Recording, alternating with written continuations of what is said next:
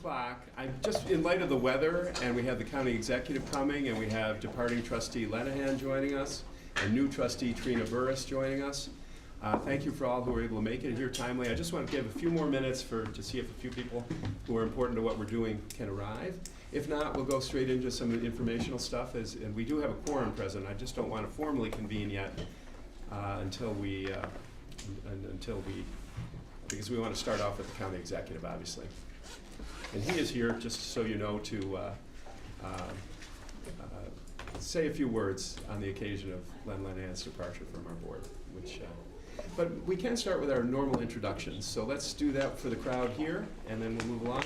I do want to particularly point out Mr. Dick Lipsitz, who is joining us as a new trustee. He'll have a moment to talk about his career, but why don't we start over in the corner and just announce who we all are.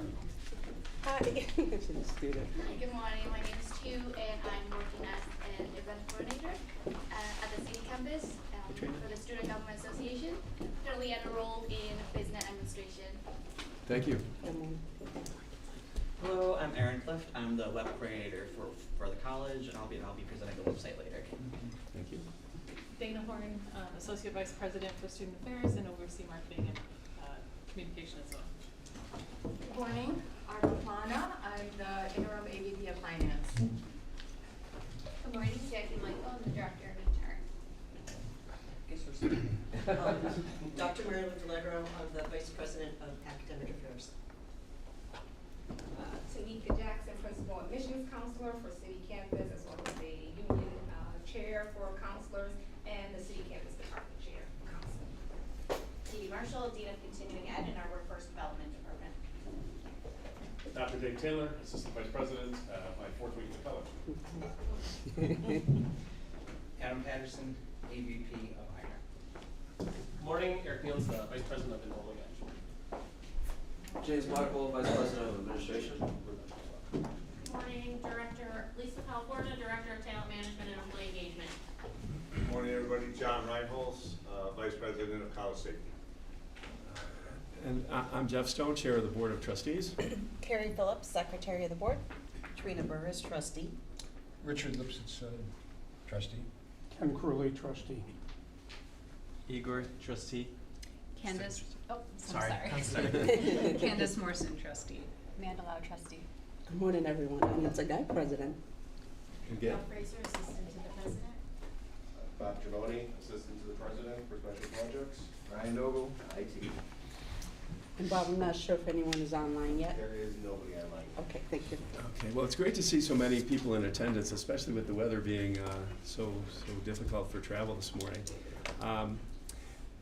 I'd like to, there, we know this gentleman. Hello. Hello, Mr. Poloncarz. Would you like to join us? Sure. Thank you. Are you here looking for a job? No, I have a lot of people reach out to me all the time. While we wait for Len Lenahan to arrive, I'd like to particularly welcome Mr. Lipsitz and Ms. Burris, our friends and new trustees. Mark Poloncarz, I believe you are responsible for the appointment of Mr. Lipsitz, and I believe the governor has appointed you, Trina, to our board. Both are familiar to all of us as people who work in various circles in Western New York. I'll certainly let them, have the airtime in terms of explaining the arc of their careers and what brought them to the board. But, Trina, I had the privilege of working very closely with her on the presidential search committees that we've put together in the last couple of years. And Dick, I've gotten to know over the years here and there, and just more recently, there, the man of the hour. Hello, Len, come on in. Right over there, Len. Oh, we have that. Yeah. Then voted, I'm done here. Closer to the door. Len, we just started our introductions. And we're just talking about our new trustees first, and then we're going to talk a little bit about you. So, Trina, why don't you start and just share with us some history here? What brought you to Buffalo, or the job, or this board of trustees, and some of your views as you come to the table. Sure, thank you. Hello, everyone. So I will tell you that I am a Buffalonian, born and raised, except for about 4 or 5 years of my husband's Marine Corps career. And right before we got married, or before he asked me to marry him, I was an ECC student. But because I loved him, I had to just go where he went. So much to my mother's chagrin, I did not finish at ECC. But the good news is I do have a degree now. I'm still married to the boy, and so it all worked out. So my mom talks to me now at the dinner table. And you've started here and gone anywhere. I so I could have started feels- here and gone anywhere, you know. So I, after a long banking career, came over to the light, and now I am the CEO of United Way of Buffalo and Erie County. So now no more for-profit for me, all nonprofit work for me. And the reason why I was so excited to be reconnected with ECC is, again, so my mom could know she still did a good job, but also because the work here and the students here, the education that they'll receive at ECC is so well connected to the work of United Way. We know that financial security is a big part of whether or not a community just generally is going to be okay, and ECC is a large part of that, and so I am happy to be part of this. Great, well, we welcome you. Thank you. Is Mr. Lipsitz? Well, let's see. I started my labor career. I'm the retired president of the Western New York Area Labor Federation, AFL-CIO, which is the highest body of labor unions in Western New York, from Jamestown all the way to Batavia, not including Rochester. That's the other labor federation. I worked for either SEIU or the Teamsters up until January 31st of 2021, and I retired. And what I like to say is, when I retired, now I'm paying myself to do what I want to do, as opposed to being paid to do what somebody else wants me to do. And it's kind of a blunt way of putting it, but I think it's accurate for all of us, in fact. I was on the ECIDA for 13 years. I grew to admire and trust and look with great favor upon the work we did there under the guidance of the county executive. And but after 13 years, I got tired of being told by the business community that we're too stingy. I got tired of being told by the left that we're too generous. So I decided, that's how they do it. And I decided, and actually, by the way, if you do it that way, it means you're doing the job the right way. So just to be clear. But I decided to step down, and I did in May, I think, Mark? Yeah, May. And, but I didn't want to stop having something to do with some volunteer work in support of things I think are important for our community. I think this school is important. It's a blue-collar school. It's a blue-collar community, and it needs to continue that path, and it needs to actually go even further because of various crises that we're facing as a society. So after talking with the county executive, we decided that perhaps this would be a good place for me to land for however long it lasts, and that's, I guess it's up to me since you guys don't pay me. So, the salary doubles every it's year. a You double- never know when you're it could go up leaving. 1,000%. I used to make a joke at the ECIDA. I think they spent about $2,000 on me for lunches, and that was about it over 13 years. So I'm happy to be here. Well, we're Not me, delighted. hasn't fed me at all, so that's good. It's We're true. doing Delighted to have you, two very thoughtful voices being added to the mix here, and I just want to thank the county executive not only for this appointment, but other thoughtful appointments in the past. I think Candace, I believe you were among those. I think I was, so I appreciate that. Now, I wanted to particularly put a spotlight on Len Lenahan. Len, just a great friend for 20, 30 years, whatever it's been, Len. I just couldn't have enjoyed our time here on the board more. Len preceded me as chair of the board, and Denise came in between us. And I know, speaking for Denise, if she were here, she would join me in saying that whenever a tough problem came up or a difficult situation to confront, the first number we would dial was yours. And your thoughtful advice was just always so welcome. The certain sense of balance that Len brought to it. We'd be complaining about something going around at the college that seemed like a huge thing to us, and he would say, "I've dealt with a bankrupt county, a red-green budget conference, massive displacements," and he stayed up all night in the county legislature in the early 2000s or whenever it was to to make sure that our community continued to function.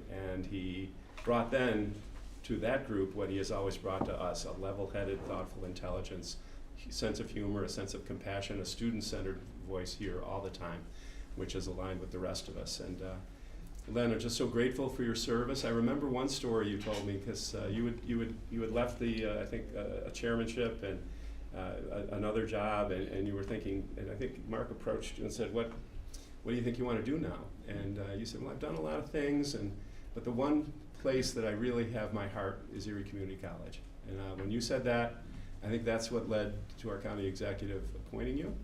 And it's been a great move for us and for the community. So I know Mark will have some remarks. He's here. Thank you, Mark, for joining us. And why don't I turn it over to you, and then I'll ask the other trustees to just chip in as we bid a fond adieu to Len as a formal board member. Go ahead, Mark. I'm used to standing while talking. Yes. First off, I want to thank everybody, of course, for their service to the college and the community.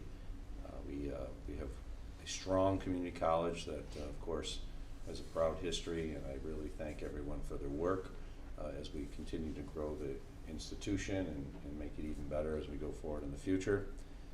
Someone who, of course, has seen it in all kinds of various lights is Len Lenahan. Len is my political mentor. So when it comes to having dealt with a lot in the past, if there's someone I can turn to, it's always Len, because he's seen it all. And as he will testify, and Ken will know from his history in county government, it has not always been good. We've worked very hard as a community throughout the years to create the best one we can. And when you look at what's the past 40 years, and the influence that Len Lenahan's had in our community, it's huge. And one of the things that I judge myself by, and I know Lenny judges himself by, is, did I leave the community in a better place than when I took office? Did I leave the college in a better place than when I took office? And the answer on all of those is yes. When I heard that this was his last session, his last membership meeting, I definitely wanted to come by and thank him for his years of service. And also note that we are a better community because Len Lenahan cared. He cared to dedicate his life towards public service. And I'm sure you all heard the stories about the Kennedys and what got him involved in politics, because it is that. It is caring about the community and trying to make a difference, and he has. I have some powers in county government. Not as much as I would like to have, but I do have the power of making proclamations and declarations, and I don't often read these, but I did want to read this because I think it's important for people to understand Len's career. In recognition of Leonard R. Lenahan. Whereas Leonard R. Lenahan has devoted a lifetime to public service and civic leadership, earning the deep respect and gratitude of the people of Erie County. It was where Len began his distinguished public service career in 1977.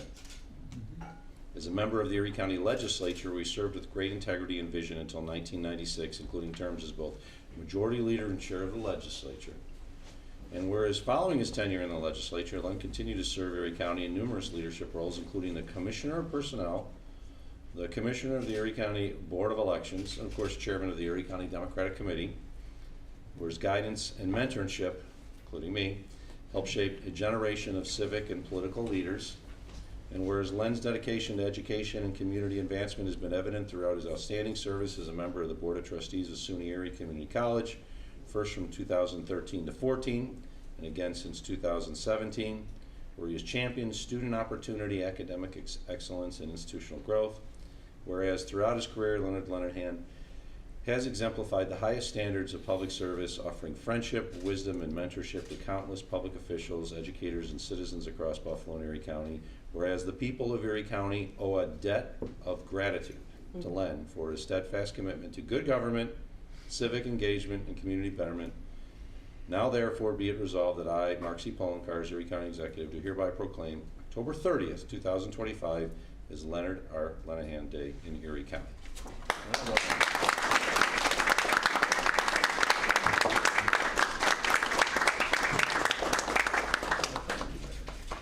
As he knows, this does not mean he can run through red lights and go speeding and things like that. But it is a testament to his strong leadership through the years. Thanks so much, Mark. Thank you, Mark. I'll hang up. I know we'll all have a few thoughts about Len's service, and Mark, that proclamation captures so much of it. Thank you. I'd like to start with one of Len's oldest friends and colleagues in county government, Ken Crewley, to Len's left there. Just for a few words on this occasion. Thank you, Jeff. I've known Len since 72 or 3, over 50 years, so longer than many of you folks have been alive. And we worked together on a whole lot of projects over the years, except for the time when we ran against one another for county chairman. Friendly battle. But we got over that. We've been friends forever, and I really appreciate everything that he's done for the community. I was doing some file cleaning lately, and I came across something now where you all know Len is the gray-haired eminence who has provided leadership and wisdom to this board over the years, but I found this,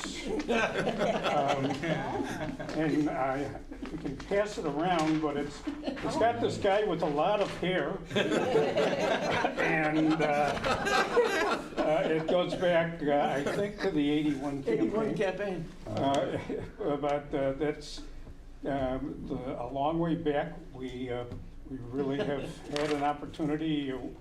When I was the budget director and Len was the personnel commissioner, we worked with Dennis Gorski back in the legislature days, which sometimes were very tough. And he's always handled everything with grace and dignity, and really, as Mark has said, contributed to the betterment of the community. So I'm very happy to be here to thank Len for his service. Thanks so much. Ken. Speaking of you being here, it's just another nod to the county executive polling cards for nominating you to our board. You're a wonderful addition. Mr. Lipsitz, you have some track record with Mr. Lanahan somewhere along the way? When I was president of the Federation, Len was county chair. That's actually how I got to know you. But before that, I was a political director for the Teamsters in town. So that's a slightly different relationship, because I'd always come there to ask for something. Usually support on legislative or political questions. And from the first day I ever met him and throughout the years, collegial, thoughtful, kind of a happy guy, person you like dealing with compared to some of the sourpusses I had to deal with over the decades. But I think I'm sure he was a wonderful member of this board. I can't imagine him not being. So, and I, of course, wish him all the best, no matter what he decides to do from here. Thanks, man. Trina, I know Len's been real active in the mental health community here, and just touched on some of your agencies, I'm sure. Yeah, for sure. So I'll just say, so I had a chance for the first time to work with Len directly during the presidential search, but I was born when you first started, so I appreciate that you didn't look my way. But I, despite the fact I was very young at that time and didn't really understand what I was necessarily seeing, I could recognize good work ethic and good people. I've always been discerning that way. And so I just really want to thank you for all that you've done, a commitment that you've made to the community. And I'm sure I speak for many others when I say it's in good hands. We'll take care of it because we know we've had a role model, and so we see how it should be done. So thank you. Thanks so much. Very good. Thanks, Trina. Carrie, I don't know if he's ever been in front of you in city court, but we won't talk about that. We're gonna miss you so much, Len. The thing I love most about Len is he just has a heart of gold and he leads with it, and he's been a champion for our students, and it's gonna be hard to go, not that we're gonna not call you constantly, but we're really gonna miss you, and we appreciate everything you've done for us, Len. Thanks, Karen. one common thing among all those photos that are going around, there's always a big smile on Len's face. And there is one now, and he's a happy warrior, and just a delightful person to know, and that won't change. We'll all continue to be your friend, and look forward to every engagement we have with you along the trail. Me? Dr. Sagai, what do you think? What do I think? So, a lot. Thank you so much for what you have done. I want to thank you on behalf of the college, on behalf of the students. Ever since I was even a dean, the conversation was always about student first. How is it going to impact our students, and what do we need to do? So thank you for that, and thank you for leading the college. Personally, I want to thank you for all the advice. I called you Saturday mornings, I called you in the evening for advice and for staying true to what I need to do to be the president. So thank you for making me a president, and thank you so much. Amanda? And what can I say that hasn't already been said? When Melody and Melody couldn't be here today, joined the board in May 2022. We joined the board wanting to serve and to do all the good things. We were appointed at a not good time for the budget, and you were one of the first people that I've met and interacted with, and you just took us under your wing and said, you know, we've been there, done that, we've weathered many storms before, and it was so good of you to share your experience and to be a mentor to both of us in serving in this role. As these two wonderful women have said, we're not letting you go, we're still going to call, but thank you for everything you've done. You deserve every praise that you get today, on your day. Yes. Thanks. So I'll echo what everyone around the table has said so far. I came on not that long before Amanda. I was in, I think, February of 22, and really difficult few months for the college, and I can't imagine having gone through that without you. So I thank you for the legacy that you've built, not only for the college, but the whole Western New York community. It'll be an honor to continue that legacy that you've established, so thank you. Appreciate it. Great. Not me. Let's say, I don't know you for that long, right? But for this period of time that I worked with you, I could see that you have a big heart, is a nice person, always have like something to say. And the first day that I saw you was online, and we were having the issue that he was speaking and not pressing the button to like talk. I was like, I like him.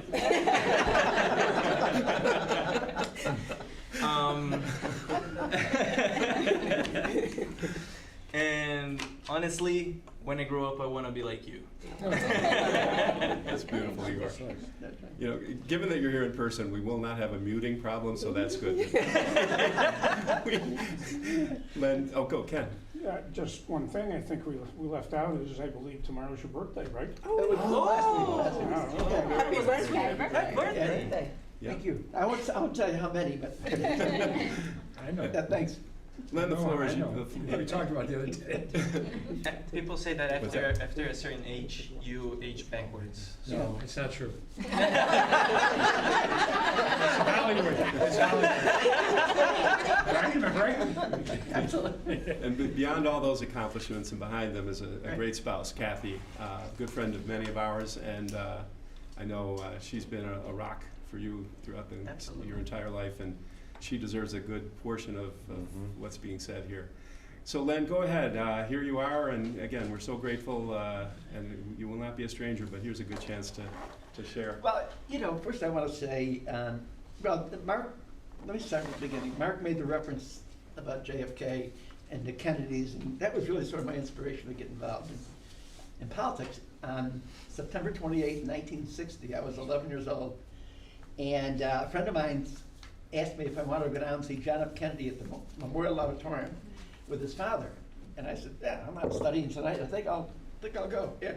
So I went, and it was really a life-changing experience.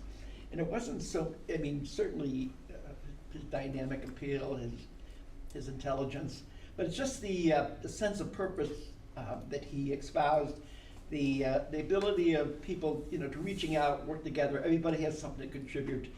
And I was hooked. That year I watched the debates, and then went on, you know, for a career in public service. But you know, the quote, and I want to use one quote in talking about this. The quote I most use from the Kennedys is not JFK, it's from Robert Kennedy in 1966. He was a senator from New York at the time. And he was speaking in Johannesburg, South Africa on their day of affirmation, which is their day of graduation. He was speaking to a bunch of students. And he said, words that I just always remember. And he said, each time a man or a woman stands up for an ideal or speaks out against injustice or acts to improve the lot of others, he or she sends forth a tiny ripple of hope. Mm-hmm.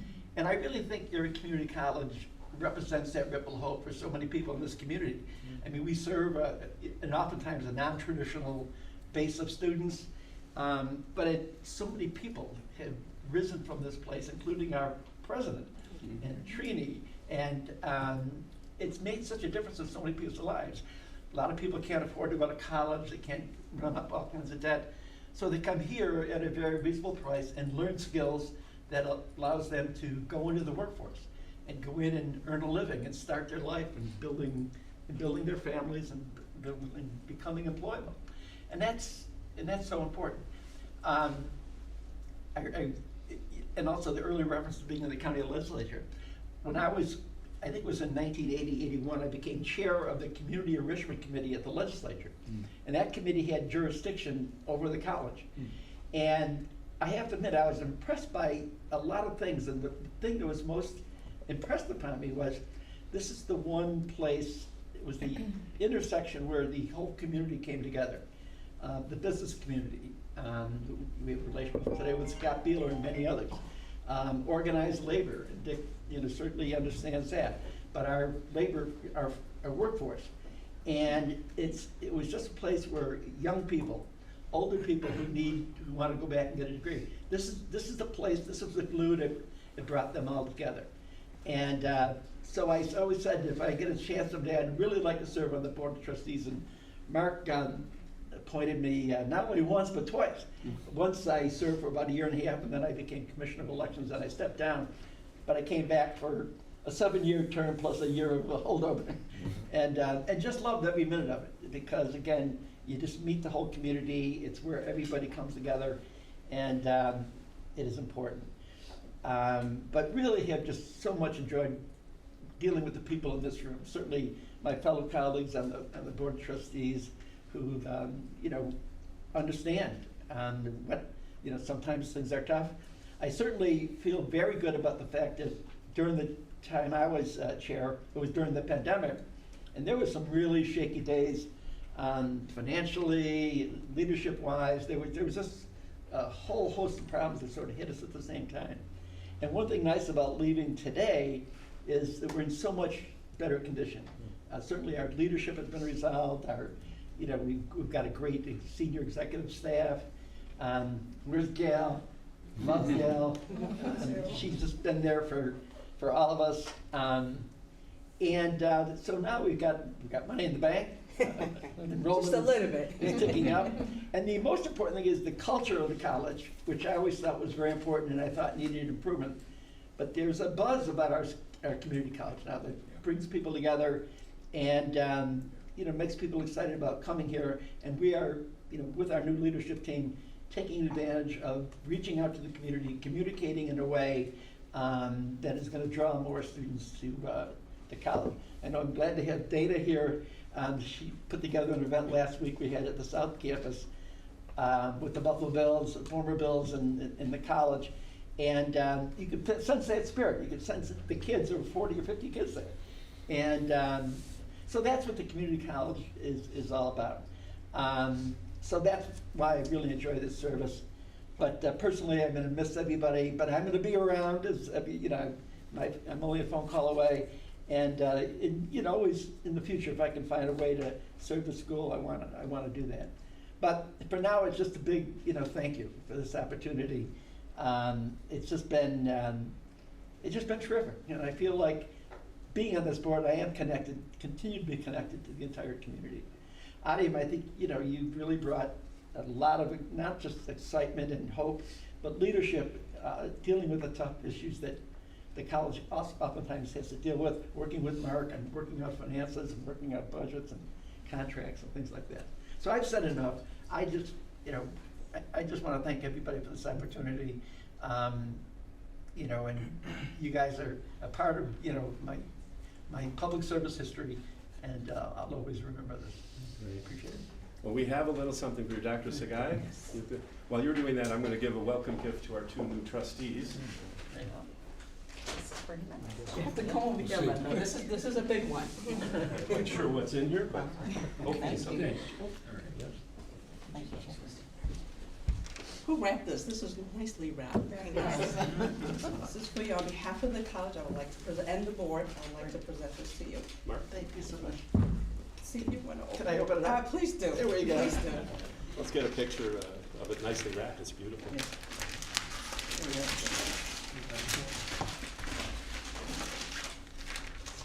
Oh, no, this is okay. There we go. There we go. Wow. Let me-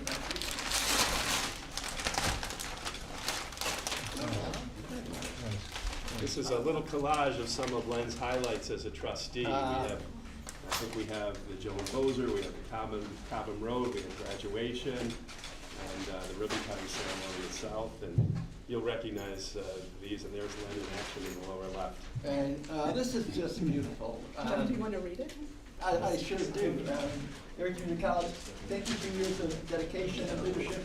Your guidance and commitment have made a lasting impact on Sunni Guri and the students we serve. And it's got the January 2013 through 2014 and July 2017 through September 2025. This is just a great.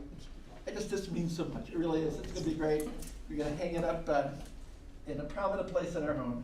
It's, Beautiful. thanks so much. Here, we'll get a picture over here. Do you want to show it? Yeah. I'll hold this.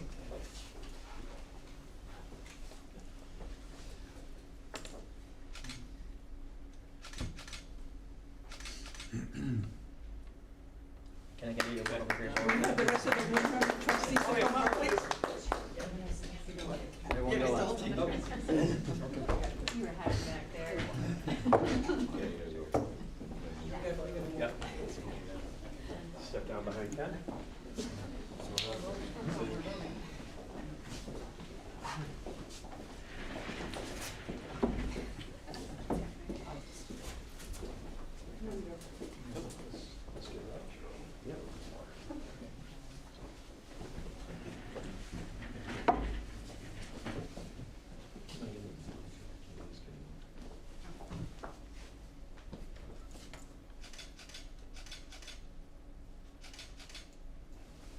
Very good, very good.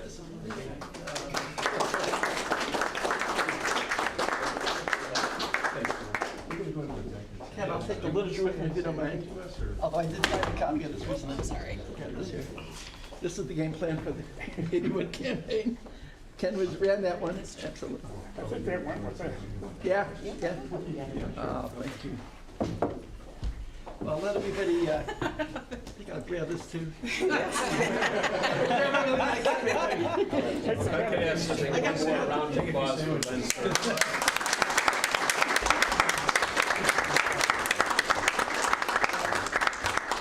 Best of wishes, best luck, keep this place rolling. And again, from the bottom of my heart, thank you for, this is very touching, meaningful to me, and I really appreciate it. Great, thank you. Good luck. All right.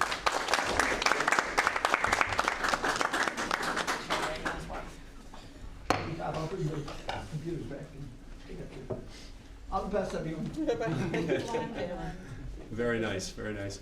I'd like to now convene the official meeting of the board.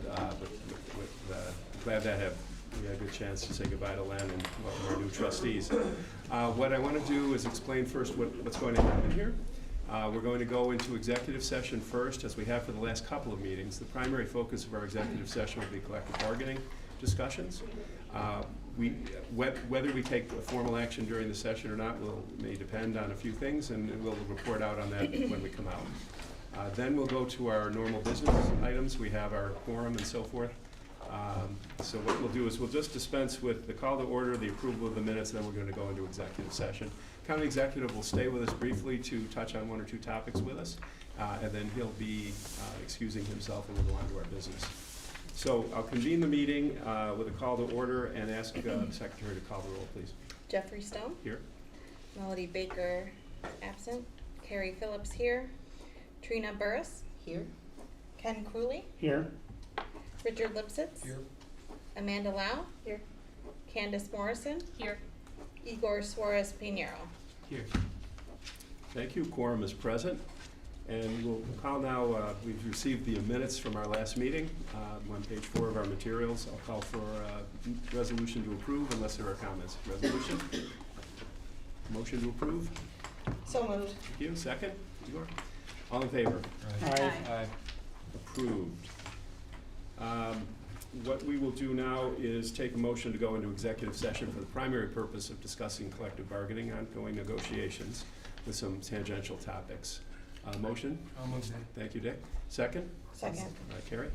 And we will go into executive session and report back. County exec will stay as our guest the first Well, part of the I have to meeting. go, Joe. So. What's that?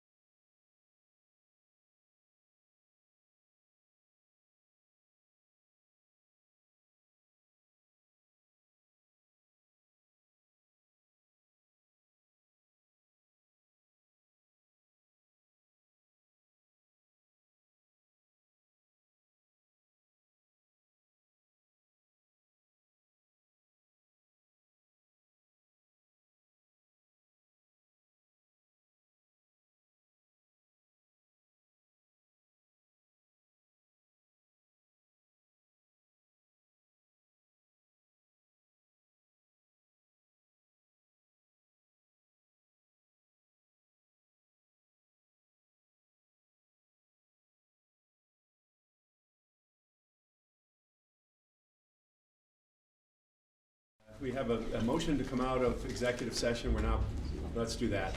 Go ahead. Move by Candace, second by Igor. Motion to come out of executive session. All in favor? Aye. Any opposed?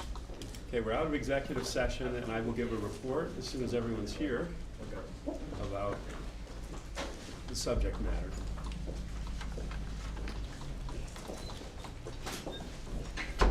Thank you all for your patience. I know that was a long executive session. We just had a lot on our plate today.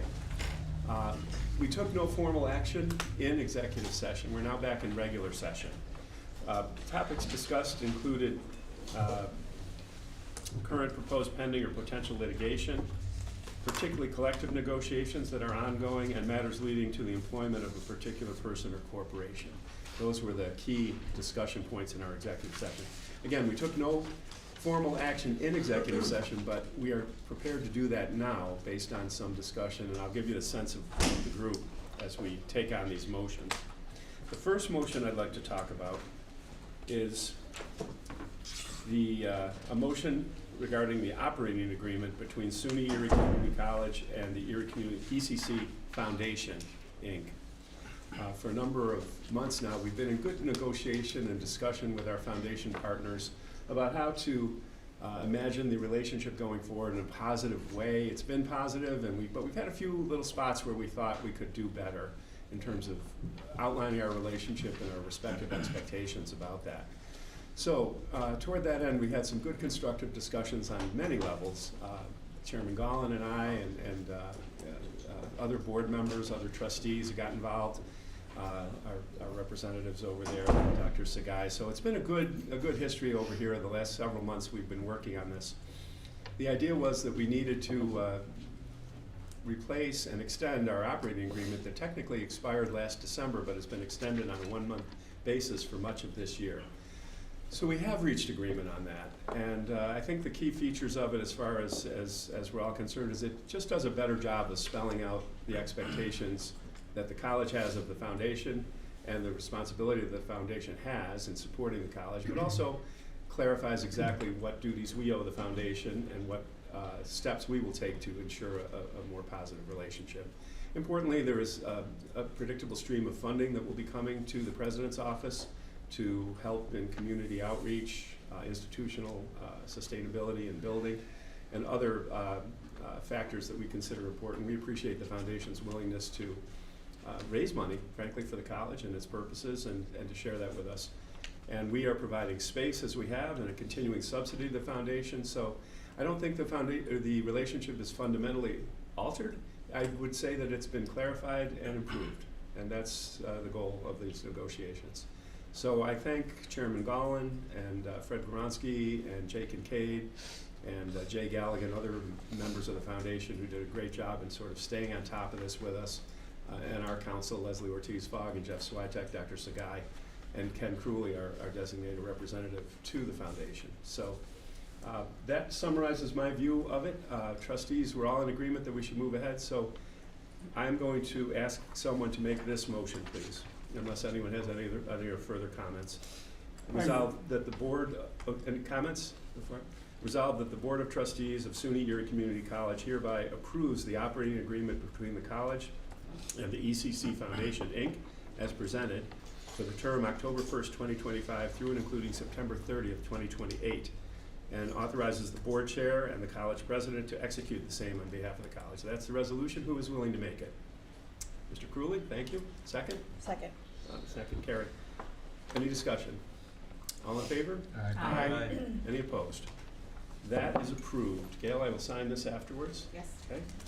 So we are, and again, very grateful to have that taken care of, and the operating agreement was circulated to all board members. The next item has to do with the police academy. And I think, Leslie, if you could come back online and outline for us what it is that you are seeking from the board by way of approval today. Yes, so, and I see Chief Reinholz is there. He may be able to give specifics if you have questions about the police academy, projected changes to it. But what I'm requesting is that you approve the college entering into a contract with TDR Advisors. They will be assisting the college in forming a police academy after the model of Monroe County's academy. It will be a re-envisioning of the academy, and he's going to assist with that. He is the Jeff Ronaldo, who owns TDR Advisors, will be assisting us with that re-envisioning of the police academy. He is a former commissioner of the city of Buffalo. We had some discussion of the particulars of this in executive session, and is there, John, if you would just spend a moment just to give us a little more context here, please? Sure. Not too long, but we just need to get a sense of the overview of what's happening here. Sure, so I sat in on a couple of meetings recently. They actually want to go with a public safety academy, which is a more modern model of what we would think of as a police academy, where they bring the EMS and the fire all under one umbrella. I was impressed with the model. They're looking at basically replicating what they do in Monroe County, which has been established for 25 years. It's a thriving academy. A lot of training takes place there. But the thing that I noticed was they needed to hire a consultant. That's where they were at. That's how Leslie and I got involved. They designated somebody who they had in mind, Jeff Ronaldo. I know from the law enforcement community, Buffalo PD, and that's where they're at now. To hire him to get the whole ball rolling, to dedicate land, to locate land, the contracts, to carry everything out. And our financial exposure or obligation under the contract is $150,000. And why is that the Correct. obligation He of the will be paid college? at an hourly rate. Sorry, I apologize. He will be paid at an hourly rate, so we're asking for an agreement not to exceed $150,000. Okay. And this is to answer your question, Jeff, this is a college program. Our police academy is here, so this is going to be a college initiative. So it is our program. It is going to model Monroe and Monroe Community College. And that's run out of MCC? Absolutely, absolutely. And of course, we know that Niagara County Community College has made strides in this area. And so this is, I think, important for us to do. It is quite important to the county officials. They see great benefit in this. So certainly I've been open to it in previous meetings in the Rath building and otherwise, but it's now before the board. So I think what I'll do now is entertain a motion that we approve the concept of entering into a contract with the identified firm, TDR Advisors, with a maximum exposure for our college of $150,000 and money to be paid at an hourly rate to Ronaldo or his designees, in accordance with the arrangements that John is familiar with and Dr. Sagai has worked out. Motion to that effect? Dick, thank you. Second? Okay, let's see, Candace. Any further discussion or questions before we vote? All in favor? Aye. Any opposed? Okay, very good. I'll sign the statement of that resolution when you're ready, Leslie. Can you commit it to writing?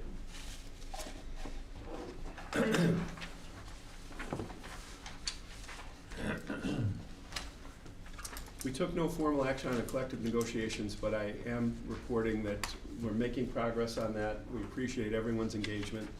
Andy Sacco, on behalf of the FFECC, we have negotiations going on with the AAECC. There's a lot of thoughtful voices around the table on this, and we appreciate the work everyone's doing to bring us to closure on our important collective bargaining agreements. But there's nothing formal to report quite as yet on that. There is a proposal that we discussed, and I'm going to bring this up, and I think ask Dr. Sagai and Leslie to report more on it. Several regional municipalities and entities, including possibly even our own foundation, have been involved. I'm not sure of exactly the background, but there is a proposal out of California for a Queen City Carnival event that is purported to, or projected or desired to take place here at our North Campus in August of 2026. We discussed this at some length at the Budget Committee, and there were some concerns, and mostly in terms of manpower and staffing. And while people have expressed general support for this idea, including here at the college, some of the specifics are quite murky at this point in terms of how would staffing of security be handled, what would be the impact on neighbors and so forth.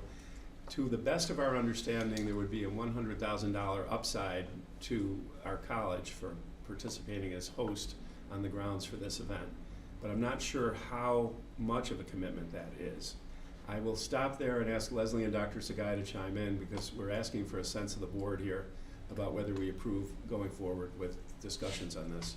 Leslie? Yes, so this is Queen City Carnival. Their proposal is to have a concert at North Campus in August, a 3-day concert, approximately 20,000 people per day. They have contacted some of the stakeholders within the county. They've been in contact with me, and I see James Blackwell's there. He may be able to give some more detail. We have asked for a plan as to how this event would be staffed. They have given a preliminary plan, but again, it is an enormous event that would be held at the North Campus. And there is a question as to whether the campus is suited to hold such a large event. Okay, Dr. Sagai? Again, it's the timing. It is starting the fall semester. It's a huge endeavor for the college to take on responsibility. We have a lot of work to do at the college. We do want to support our community and be part of this this perhaps exciting event, but I do want to focus a lot on what the college is doing and making sure that our students are getting support. Later on, you'll see that we have a brand new field, sport field that's taking place. That's exciting. So we have a lot of things going on for the college. So it is a lot on the college to take on this event. Do you, or does James Blackwell, if James is here? No. What we are being asked to commit to, is it just the site? Do we have to lay out any funds? What about our security? Is that would all come from outside parties? And how guaranteed is $100,000, if at all? Yeah, so as far as the safety plan and whatnot, John has reviewed it. They sent that over. So I'll let John kind of speak to that portion of it. But it would just be land usage is what they're looking for. So the new field, left of the new field, and the parking lots for the event. They did submit a plan. I have packets and whatnot if anybody wants to kind of look closer at it. But with egress, ingress, for parking, traffic control along the side of Union and Main. From a staffing standpoint, for us internally, we have as much as we want, right? So we have our collective bargaining agreements and what have you. So the work that's going to be done from a safety perspective, we can't turn away work for our people. And so they're willing to encumber those costs for any of John's staff to work, really protecting the integrity of the building and whatnot. Their model, and I can let John speak to it, is basically to mirror the Bills game. So they're using Allied Universal Security Systems. They have that staffing plan set up, really kind of inside of the area. Amherst PD would be doing the traffic control, and then they would have an allotment of sheriff's deputies over here. To, I think, your last question about the finances, because that came up during our subcommittee, I presented that concern back for the breakdown. They gave us the breakdown as to how they came up with that number, but they also said if you want to do a $100,000 flat rate, they would just build that into the contract. That 100,000 was an estimate based on a percentage of gross ticket sales? Yeah, so you had your initial deposit, and then you had your rental fees that they were going to, it would bring you up to $40,000, and then 1% of the revenue. 1% of the revenue, okay. Yeah. And then, John, if you want to. Yes, well, I attended some of the meetings, and that part of it, the economic part, I obviously can't speak to. I could talk about the security part of it. I think at the last meeting, there was a little concern over, could we handle this? And I indicated that we can't. SUNY Erie can't handle it as a security staff.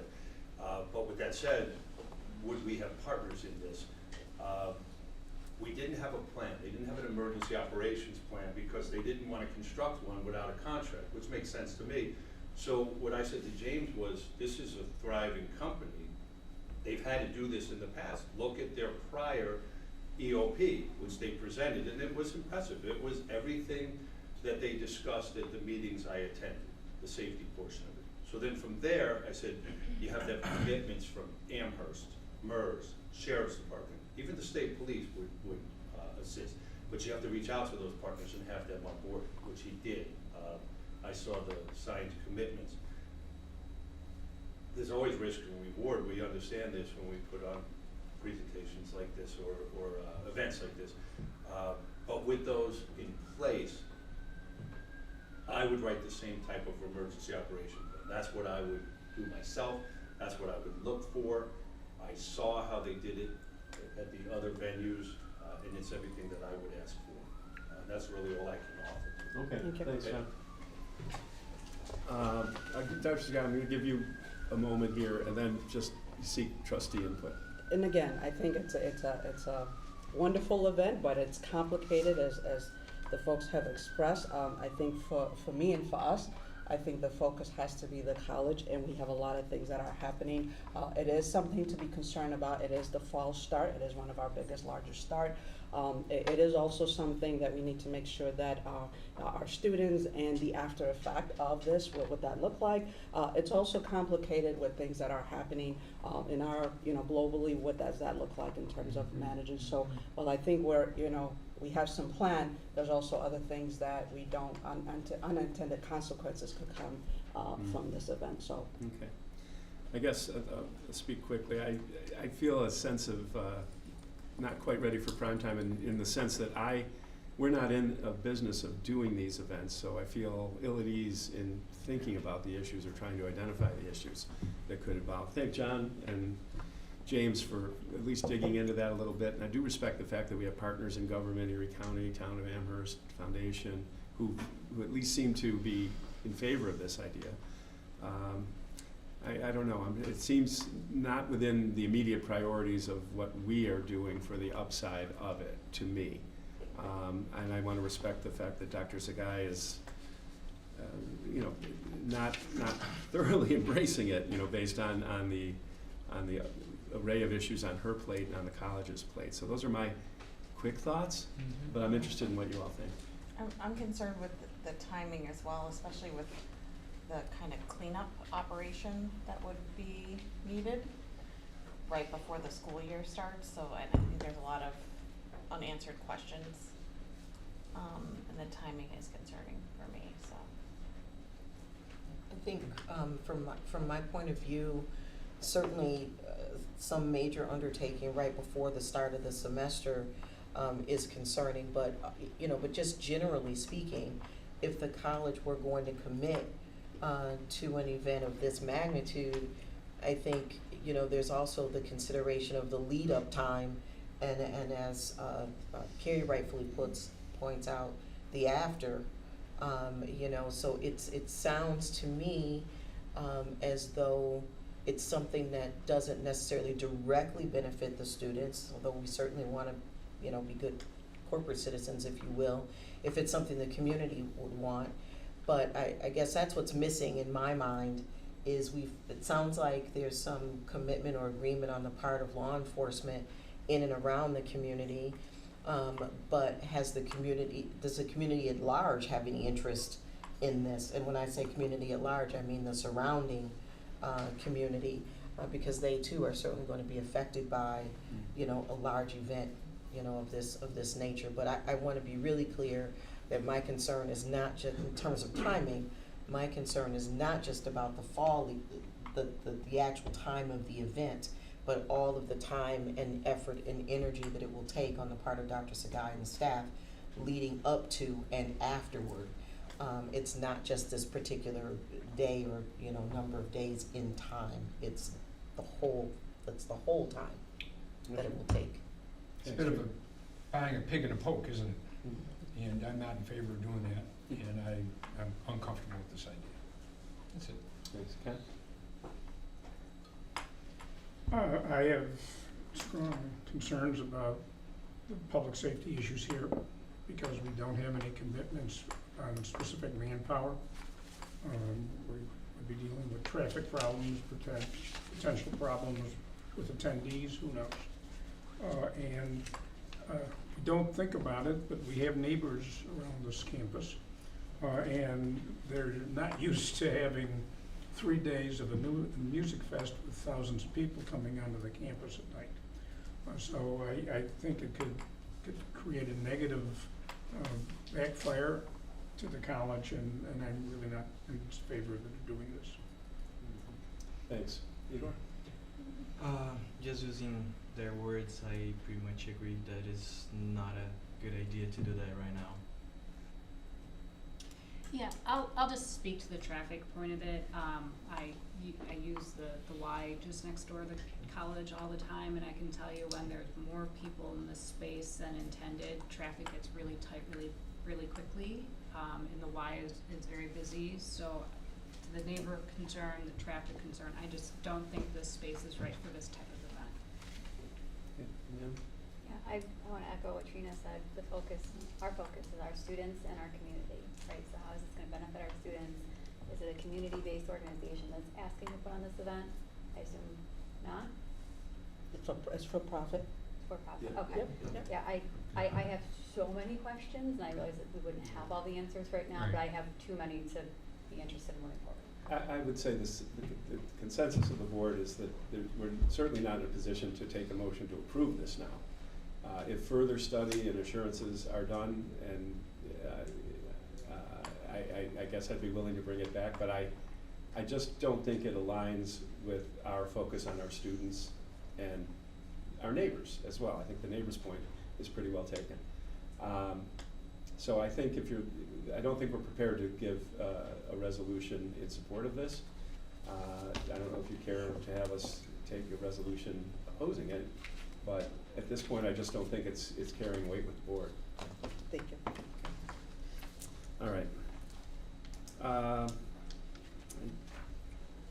I'm excited about something that we talked about and is really worthy of significant discussion or gratitude, and that is we have a naming rights arrangement that has been agreed to with Western Automotive Group, President Scott Beeler, and his leadership team, including Jay Galligan, who's been active with our foundation, to name our consolidated, remodeled, and modernized auto tech and ultimately auto body facility here in the South Towns, or in the South Towns, accept a $1 million gift from Western Automotive Group / Scott Beeler Foundation, and in return award the naming right for that automotive facility in our South location. Dr. Sagai, take it from there. I know we're all extremely excited about this. I'm picturing a second ribbon cutting in the South Towns after we just had one last month or 2 months ago. Scott Beeler has been a very generous person. He's led an organization, modeled it, empowered a good team, and has become perhaps the embodiment of our little motto, start here, go anywhere. Scott was a graduate of ECC. And he's never forgotten that, like Dr. Sagai has not in her situation. So it's just great that he has been focused on our students and how to make how to create for them a path to a rewarding career, while at the same time, of course, benefiting his organization. He needs auto techs, and we like to produce auto techs. It's a great marriage. So I'll thank Mr. Beeler on behalf of all the trustees and ask Dr. Sagai to expand on this. Sure. Thank you so much, Jeff. And just to add to it again, I want to personally thank Scott Beeler and his organization for his commitment. This is not new. Mr. Beeler has been working with the college and committing and making sure that not only our students enroll in the program, but also have a wonderful experience throughout by way of ensuring that they get scholarship for books and tools, and making sure that they are part of a dealership that pays them a paid internship. So this is not new, but this is an extremely huge contribution that Mr. Beeler is making to our institution. This also aligned with what the college college is doing right now. We are transforming space of learning and student services. This will add to that whole journey that the college is on. So I am again very grateful for Scott Bueller and certainly for Jay's leadership in making this a reality for us. So very excited and also looking forward to doing another ribbon cutting. So. Because of the importance of this and the involvement of an outside party, I'm going to read the resolution so that you're all clear about what we're voting on here, and then we will take a vote. So this is a resolution, October 30th, whereas West Her Automotive Group has offered to donate a gift of $1 million to SUNY Erie Community College in support of the college's automotive technology program, and whereas this donation will support the college's mission to provide student access to quality education and workforce training, and will also support enhancements to the automotive technology training facility at SUNY Erie. And whereas in exchange for this generous gift and in accordance with the college's policy on naming rights opportunities, West Her Automotive Group seeks to acquire from the college certain naming rights, specifically naming of the Vehicle Technology Training Center located at 5885 Big Tree Road in Orchard Park, and the right to have signage installed on said college facility and upon the campus grounds. And whereas in order to facilitate the donation and the naming rights contemplated by the parties, an initial executed proposal of terms, followed by a naming rights agreement between West Her Automotive Group and the college is recommended. Pausing momentarily, our council has reviewed the proposed form of that contract and approved it after negotiation. Now therefore be it resolved that the Board of Trustees hereby authorizes execution of an initial proposal of terms and thereafter entering into a naming rights agreement between West Her Automotive Group and SUNY Erie Community College upon such terms and conditions as shall be approved by the college's EVP of Legal Affairs, whereby West Her Automotive Group shall agree to donate $1 million to the college in exchange for certain naming rights, specifically naming of the Vehicle Technology Training Center and the right to have signage installed on said college facility and upon the campus grounds as shall be set forth in said finalized naming rights agreement. Before taking our vote, I would like to commend Dr. Sagai for her hard work and vision in seeking out this outcome, and very, very proud of that and grateful for that. Trustees, any comments before we put that to a vote? If not, may I have a motion as just quoted, please? Thank you, Trina. Second? Igor. All in favor of the motion as I just read? Aye. Aye. Any opposed? Once again, thank you to West Her and Scott Bueller. I believe we are ready to go to the quick run through of our regular agenda. Yes. Would I be right? Yes. All right. We've approved the minutes, we've talked about our executive session, we've taken resolutions coming out of executive sessions. That action items from the Budget, Audit, and Facilities Committee, Chair Ken Crewley. The first item, the all within my hands contract, we still have some work to do on that, and so I would recommend that we table that until the next meeting. Very well. Disposable materials? We're disposing of a 2012 Explorer, and it's fully depreciated. Can my son have it? Very good.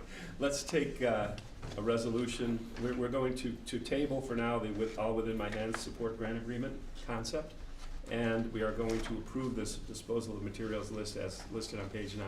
Motion to that effect? So thank you. Ken and Candace second. All in favor? Aye. Aye. Any opposed? Those are both approved. Candace Morrison, Curriculum, Student Success, and Diversity Committee, 3 action items, it appears. Yes, Eric, if you come up or whomever is going to speak about them. We did have a meeting where these 3 items were discussed. I believe that was just in September, Yes. So go ahead. Yes, there are 3 items for the board's consideration for approval here today. The first is a continuation of what was briefly discussed at the September Board of Trustee meeting, which is the subcontract agreement between Normandale Community College and SUNY Erie as part of the NSF grant. That has been discussed with all of the academic programs as part of the strategic plan and approved by legal counsel at this time. That has to do with vacuum technology, and we talked about it last month and the budget. That's correct. The second item is approval of then the academic calendar for the 2026-2027 academic year.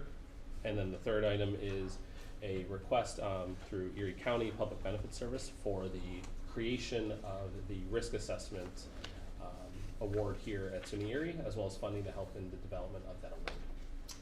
And we have been given the executive summaries on pages 11, 13, and 16 and review those. And I do remember talking about the Normandale. As for the academic year calendar, I just advise trustees, take a look at that. You'll find things like the graduation date and things like that, commencement. Is there anything that we have to be concerned about, or I'm thinking about any financial exposure for the Erie County thing, or is that a recurring? This is a new request, New request. but it is where there's funding then to help in the development. Oh, of that's the right, story. funding coming to us, that's right. Okay. Let's take those as a group then. I think they're non-controversial. Motion to approve all three items just discussed. Candace, second. Trina, all in favor? Aye. Aye. Any opposed? Those are all approved. Policy and governance, thank you, Erickson. We don't have Melody with us today, but we do have a policy that has been put before us, and I reviewed it in our materials. I think you did too. We have two, actually. Grade change policy and freedom of expression and assembly. My quick points on these, freedom of expression and assembly, that is important because we do get requests from even outside groups to come and demonstrate or do things on our campus expressing their First Amendment rights. But we have to have controls on that because we're running a college, and we have to, time, place, and circumstance, not content, can be regulated. And then the grade change policy came out of our Senate, really. I think Dr. Quinn and others over a period of time. So I don't know, Dr. Sky, in the absence of Melody, could you give us your thoughts on those two? Sure. I think I was comfortable with both. Sure. So Leslie, can you talk to the policy, the first one, please? Yes, so with the freedom of assembly policy, we currently have one in place, and this is an updated version that I worked on with Dr. Horn and Chief Reinholz. Essentially, we are adding in a process, so when we do have requests to assemble on campus, people know how to submit for such a request. What is new is that we are distinguishing requests from college associated individuals, be it faculty, students, and staff, as opposed to entities who have no connection to anyone at the college whatsoever. So those are considered third-party requests, and those would be treated a little bit differently, whereby they would need to give us advance notice of requesting to assemble at the college. And those type of requests would be decided upon. And as far as the process, they would submit. The intent is to have a committee review the submission and make sure that we have plans in place to ensure the safety of the community. Okay. Thank you, Leslie. And then the second policy, in response to the grade change policy, I did have a conversation with President of the Senate, Colleen Quinn, Dr. Quinn, to make sure that we follow the process. And this is a very minor change on page 31. This is in respect to the administrative drop. Anything that is older than 1 year, the request does need an approval from the president, and all we did is add a designee in there to make sure that we are responding in a timely manner. So that is the only change that we have in there. And speaking to Dr. Quinn, she's in agreement with that, and so this is coming to the So it's board. really a tweak of a That's long right. existing Just policy. on page Okay. 31, Very good. just to include designee. Any questions on either point? Okay, then a motion to approve our freedom of expression and assembly student policy and our grade change policy as presented. So moved. Thank you, Carrie, and seconded by Ken. All in favor? Aye. Any opposed? Okay, Amanda, thank you. We have the personnel agenda. We have Some things on it. Yep. Page 35 in your materials. a couple of items. So we have two requests to create positions, one being the legal advisor to help with our legal department, and that would be, there you are, I was gonna call on you. You wanna give us a little bit more background about the legal advisor position? When you have a Sure. chance, I think you can say So, this is the operating agreement. Leslie is also on the line here, but the need that's been assessed here is the number of legal components that are coming into the college that cross both the CBA work that's going on, other legal initiatives, and the number of employee issues that we are trying to proactively address, but then also address really needing some support for legal affairs and Leslie to be more responsive and better address those components. All right. And the I chief- think you summed it up well, Lisa. I Thanks. don't have anything to add. Okay. Thanks. I'm glad to see this. I think you've been quite judicious and thoughtful in your creation of positions, not at all overreaching on that front.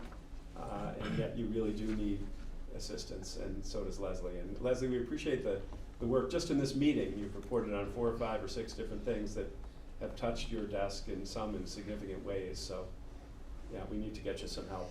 Chief of Staff, was that also to be discussed? Yes.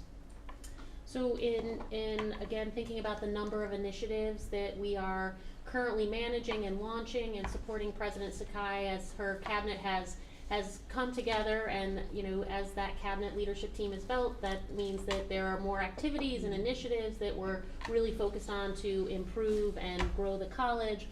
Some help for President Sakai in managing all of those initiatives and also allowing her to be responsive to the number of things that are going on. It's well presented. Yes. I can't think of a more important vote than this, perhaps. Trustees, thoughts, questions, any opinions before we vote? We also have 3 extensions for Oh, leaves of absence. sorry about that, For yeah. Eric, Bob, and Tammy. We've done these before, and here Yep. we are again. There we are, For them right. to continue on in their leadership positions. So thank you for that. Thanks. Gaining a sense of the group, I think ask for a resolution, please, to approve our human resources personnel agenda and the items listed on it in sections 1 and sections 2, our leave of absences and our creation of 2 new positions as described. Motion? So moved. Okay, thanks, Amanda, seconded by Trina. All in favor? Aye. Are there any opposed? That is approved. Those positions are approved. Thank you. Informational items. Chair Crewley from the Budget Audit and Facilities Committee, 6 items. I'd like to have Arda join us at the table because several of these refer to her work. The first one on the chargebacks, we have the lowest chargeback rate of any community college in the state. And it's a function of our enrollment and the sponsor of the Erie County contribution to the college, but would you like to discuss that a little bit more? As far as the chargeback memo that was sent out to all community colleges, it lists all the rates, different rates that each community college charges. Those rates are built basically on the preparation of the budget for 25-26 fiscal year. It takes the local contributions, the local share, which is sponsor contributions. We get any tuition revenue dollars from students that attend out of state and those that are New York State students with no certificate, as well as any contributions from our fund balance, and it divides it by total FTEs, and it says here's the rate you can charge students that attend Erie Community College but reside in other counties. Our population is fairly small. We just charge over, just a little over $1 million annually. Majority of our students are resident students, which is a great thing. Along with the chargeback memos, I've also did this analysis for 2 fiscal years. These are funds that are paid out of different municipalities to other community colleges. And roughly we pay, Erie County actually pays nearly $10 million on annual basis to students who actually are Buffalo residents but attend other community colleges. Which is a continuing problem. Counties have that problem for a long time. Yes, we would like all residents to attend Erie Community College, but of course there's competition and options for students. And there are things, if we could somehow add to our nursing program, we could attract back students that are going to Niagara Community College and other places. And so there's some opportunities, but they would take some money and some work. Thank you. This is a long meeting today, so we're not going to go further into chargebacks today, but every couple of years on the board that I've been on, we have had a presentation about these. It's a confusing concept, even to people who work in the area. We have a couple of new trustees. We may have a couple more coming soon. And whether it's next month or perhaps first thing after the new year, a presentation where this chart comes out again and we discuss exactly the significance of it. Is there anything we should be doing to influence where we are on the chart? Again, not the time now, but let's plan that for, say, January, and hopefully we'll have a full component of trustees, especially for the newer ones. Right. Understanding chargebacks and having us all be refreshed on it further is useful. So let's agree on that. Correct, because that is only the tuition part. We also charge like a capital chargeback rate as well, and those funds can be used for any capital project which can be matched by the state. So there's definitely a formula that can be discussed and looked at. Let's do that at January's meeting, because we have a retreat in February where issues can be addressed. Okay, Ken. Stay here, Art, but I'm just gonna skip through item number 2, the suppliers report. We and monthly get a report on what cash went out for various contracts and so forth. There's nothing particularly noteworthy in the report, and it was distributed with our package of information for the board meeting. Then down to items 3 and 4, our dashboard reports on budget for the year ending August 31st and for the new year for the first month in September.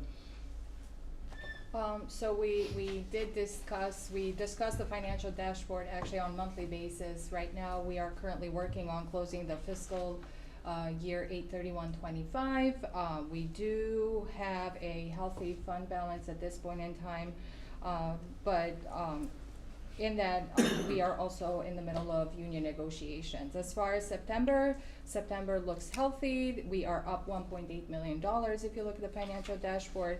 The tuition and fees in there represent the term fall, not necessarily just a month.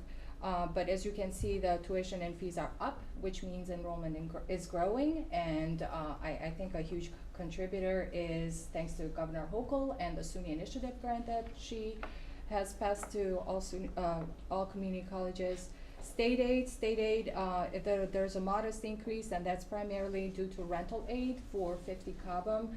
When we rent space, we are also eligible for some rental aid from the state. Sponsor contributions, which is the 3rd largest component of our revenues, that one comes in April, and it's normally we present it in April. Expenses, the overall expenses, primarily, they look down right now, about $1 million compared to prior year.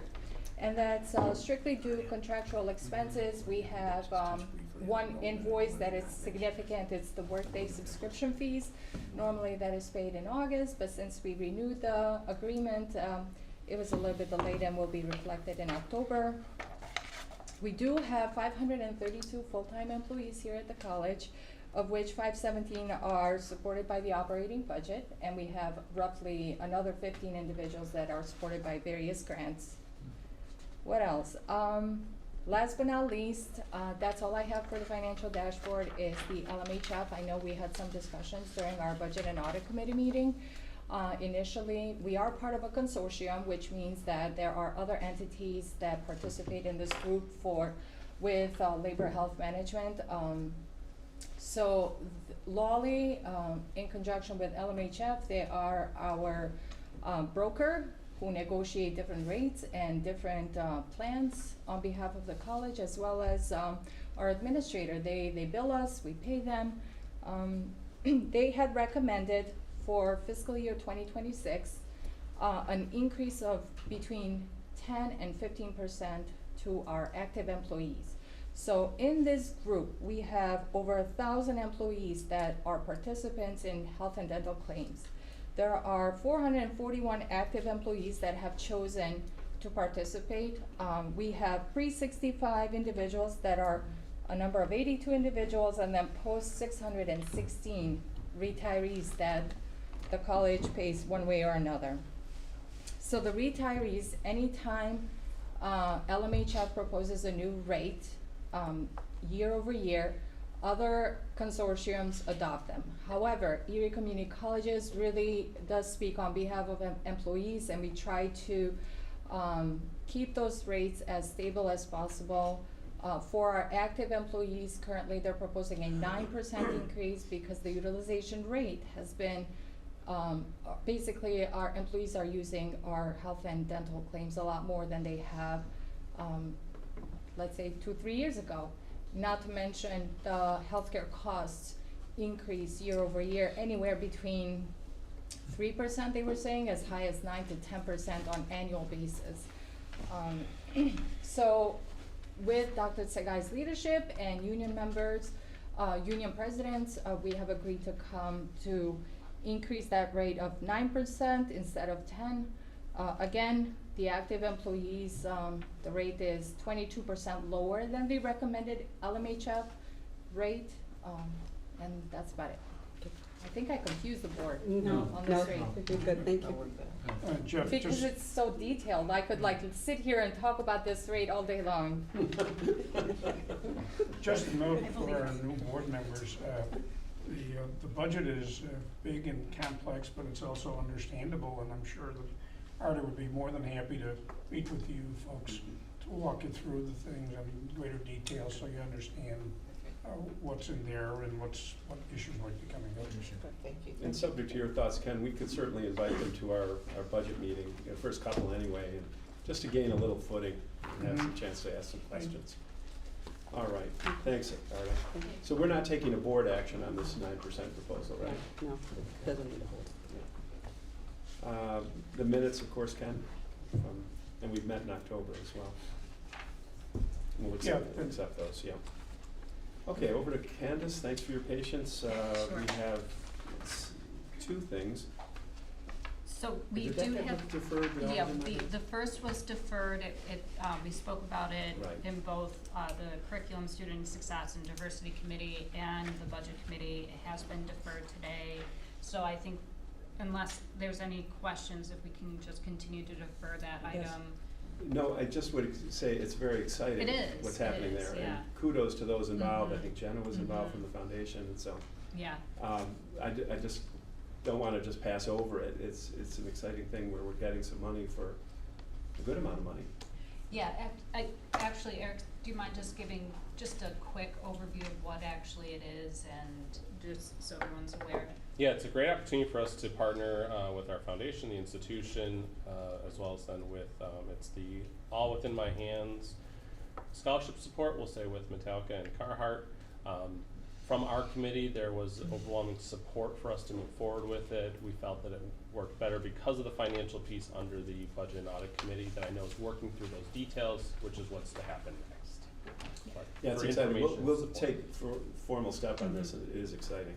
If I could just add, just what makes it exciting is that it's financial support that would go to students above, to handle expenses other expenses other than tuition. So for example, if tools, Lab equipment or other related fees associated with coursework. Exactly. So I think it hits a need of students that's often not realized, which is the extraneous cost that they incur for coming to even a school as recently priced as ECC. So I think that's what makes this particularly exciting, and when everything works out, it will be a great benefit for our students. So for those who worked on it, thank you.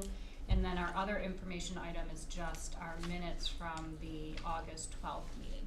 Thank you. Look forward to doing more on that grant. That's great.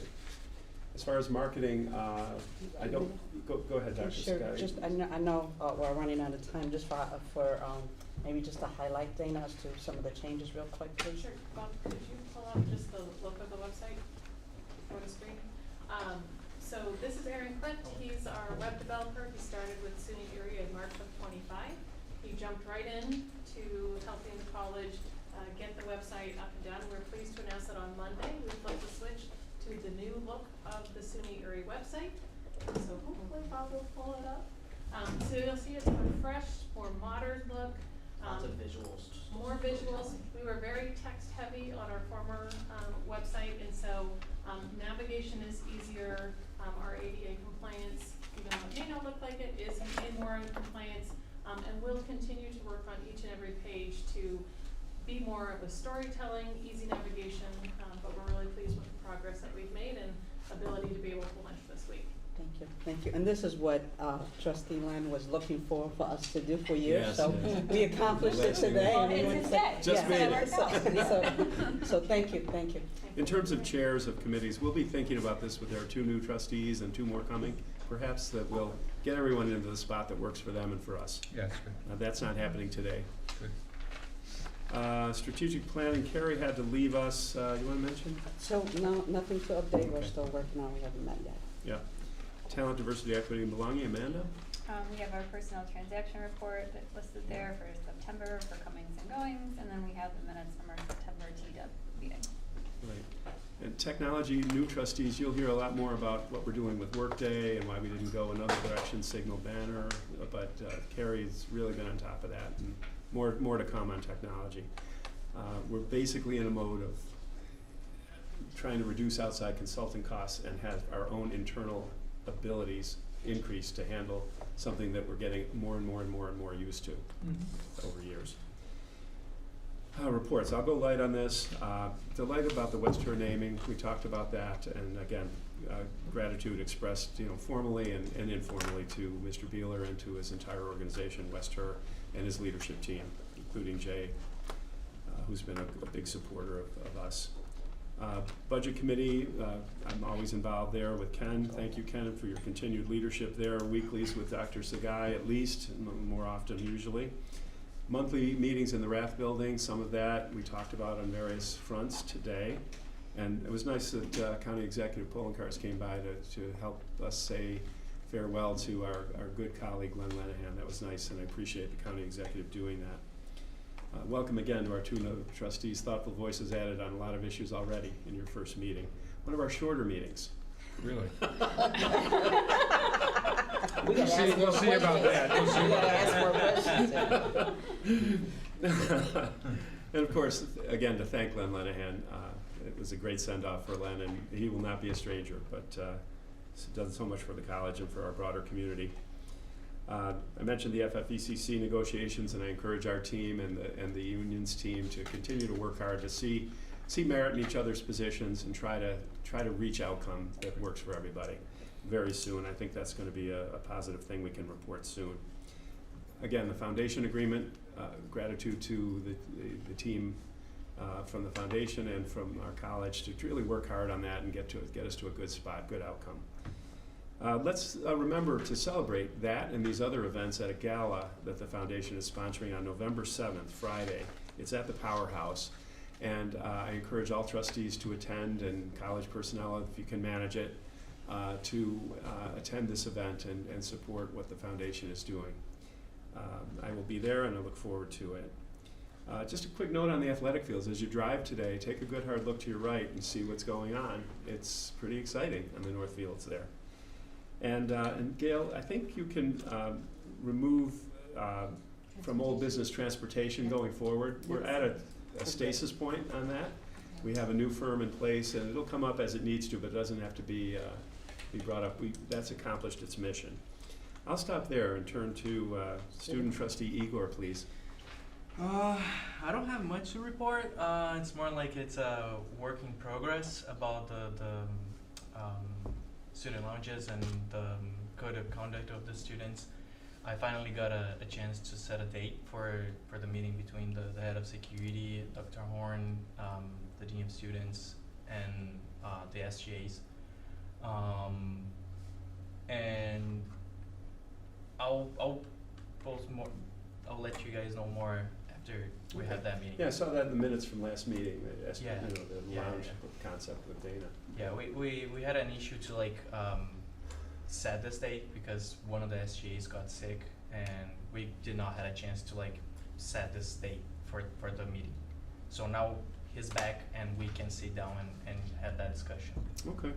And regarding, I heard you saying about the transportation. I have a good news. Students are talking super good about it. Always in time, and all the drivers super polite, super nice, and students are loving it. Oh, I'm so glad to hear that. That was something we've cared about for 2 years on the board, to try to cut down that barrier to student success. And I think we can take a modest bow on that, because we really made it a top priority, so that's great. Not to mention, transportation will come back and be at top of the agenda the minute it has to. But thanks for that report, Igor. College Senate report, Dr. Colleen Quinn is not with us today, but I hope she can join us when convenient. Right, so she's teaching at this time, so probably not this semester, but we'll bring anything new. And you've been attending the Senate meetings, yes. and I can tune into them. Yes, yes. And go ahead, Dr. Sky. You Sure. Picture, and I'll be real quick so we can get out by 12. So this is some of the things that facility, I'm so excited. So as you can see, the skylight at City Campus, I have to tell you, I was at home and watching Channel 2, and they were doing the weather, and they highlighted that. So I was like, this is, because I don't have an airplane, because I was going to try to rent an airplane to see the progress. But this is a lot better, so we're making progress. The goal is for this project to be done before December in terms of the outwork that they're doing, so it looks really good, and I'm excited about it. As you can see, Jeff mentioned in terms of the field, it's coming along real quick, and so the anticipation date for this grand opening will be in the spring. We were trying to see if we could do it this term, but it's better to do it in the spring semester. Also, just to highlight some of the continuing work that's happening here, particularly in one of our K building. So this is sort of just to give a perspective. So I think, as you know, and this goes to the contribution of Mr. Beeler, the commitment to infrastructure is a big focus for the college. I won't speak to all of this because I think I want to make sure we have enough time. These are all the things that the college is participating in, including myself and other members of the college community. So we're very active. That's why the website and making sure things are being highlighted, and the team is doing a great job of making sure that this is happening real lifetime, not 2 weeks later, just to highlight. But I do want to take the time to have Tanika and Katie talk about early college. This was a summit that the college hosted yesterday. We were very busy, so ladies, if I may. Yes, so yesterday SUNY Area co-hosted the West New York Early College Pathways Summit in partnership with the New York Alliance for Early College Pathways, Say Yes Buffalo, and Empower Schools. The Alliance is a cross-sector, statewide initiative dedicated to expanding the number of students with access to high-quality early college pathways in New York State. They advance the mission through coalition building, policy and advocacy, and ecosystem development. If you're not familiar with early college pathways, those are programs that allow high school students to earn college credit and gain hands-on career experience while still in high school. The pathways can include dual enrollment, early college high schools, and career and tech educational partnerships that lead to real-world opportunities. Hand it over to you, Tanika. I'm going to go over some, I feel like, very important summaries. One is that, in case people didn't know, that SUNY Erie, there's a difference between being you asking something and someone asking you. So this initiative came about because we are what I call the gurus, the pioneers. In Western New York, we have the longest running middle early college program, which is our middle early college high school with the partnership with BPS. 22 years, so that is something. And then through that, we've grown additional partnerships. We have P-Tech with Hutch Tech, we have BOCES 1, BOCES 2. We also have charter school initiatives, so we have Charter School of Applied Tech and Buffalo and Science Academy Charter School. So we went from 1 to expanding to about 6. Some historical moments happened yesterday. With Dr. Sagai, I love the Avengers, so I'm going to give you Avengers analogy. So, Dr. Sagai was selected. So again, if you ask somebody, if I ask you to do that, for me to do something, that means I think I can do it. But if you're selected, that means that person has faith that you're going to do it and can do it. So the chancellor selected Dr. Sagai and SUNY Erie to host this first time ever summit. And I call it the Avengers thing because I see Dr. Sagai as she would be Captain America. So you had Katie, you had James, you had Dr. D'Allegro, you had Dr. Horn, you had Erickson, you had Bob, you had Phil Struble for admissions, you had, of course, Gail, Jen, you had Francine, and Lynn. So we all assembled to make this happen.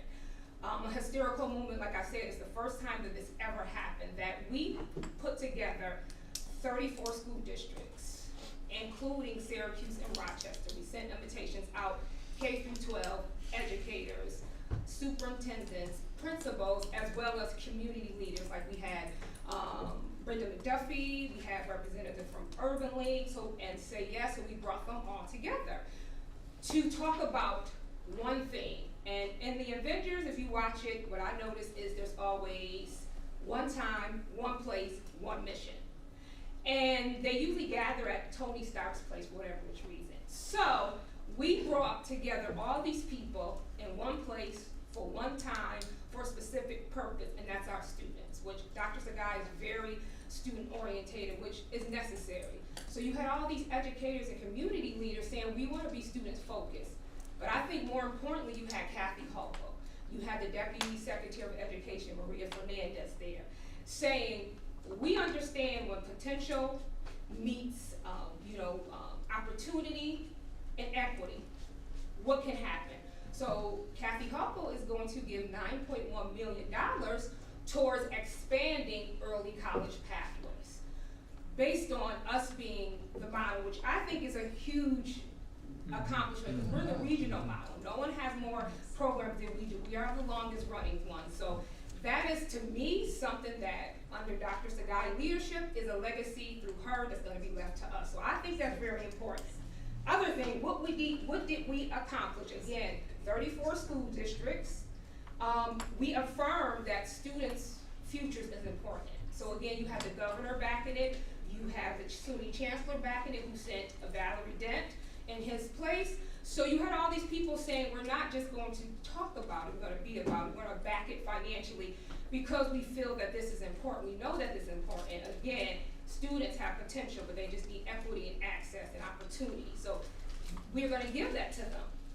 The other thing is you had an opportunity to bring all these people together because some people may not know how to start an early middle college program. So that you have various people coming together to share their knowledge and their experience as far as middle early colleges or early college pathways. And then you had Empower coming together because they can help people talk about funding and just give them an example of models and help them build the early college pathways. So that is what we accomplished on yesterday.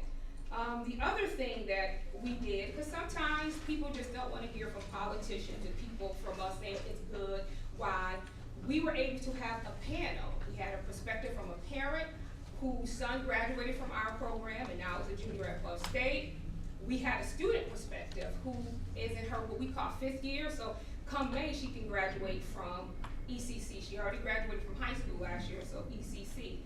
We had 2 teachers that teach middle early college students on the high school side give their perspective, and then we had Professor Donaldson give her perspective from being a professor. So I think that was huge, and I know this, we're all about numbers, Dr. Sagai, data.